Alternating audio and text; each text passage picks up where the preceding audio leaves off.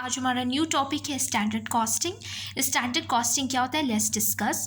Standard costing को हम expected cost या फिर एस्टिमेटेड कॉस्ट या फिर प्री डिटरमाइंड कॉस्ट भी कहते हैं। स्टैंडर्ड कॉस्टिंग में हम एक स्टैंडर्ड सेट कर लेते हैं अपने पास्ट एक्सपीरियंस को, अपनी हिस्ट्री के डेटा को देख के कि कॉस्ट का स्टैंडर्ड हम सेट कर लेते हैं। लाइक हमने परचेज़ की थी 1 लाख के पिछले साल, तो इस साल भी परचेज़ के ऊपर जो कॉस्ट होगी वो 1 लाख की होगी। पिछले साल लेबर के ऊपर जो कॉस्ट थी वो 2 लाख की थी, तो इस साल भी एस्टिमेट लगा के पिछले डेटा को देख के 2 लाख का अमाउंट सेट कर देना है। स्टैंडर्ड कॉस्टिंग किस लिए होती है? स्टैंडर्ड कॉस्टिंग या तो कॉस्ट रिडक्शन या फिर कॉस्ट कंट्रोल के लिए होती है। इसमें सेवरल मैनेजमेंट फंक्शंस को वैल्यूएबल प्रोवाइड की जाती है।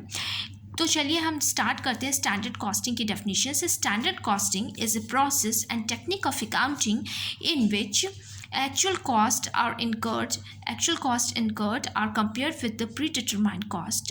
On the basis of comparison, efficiency of operations is determined and necessary corrective measures are taken if there are some variances. According to H.J. Welton, standard costing is a method of ascertaining the cost whereby statistics are prepared to show the standard cost, the actual cost, the difference between this cost, which is termed as variance.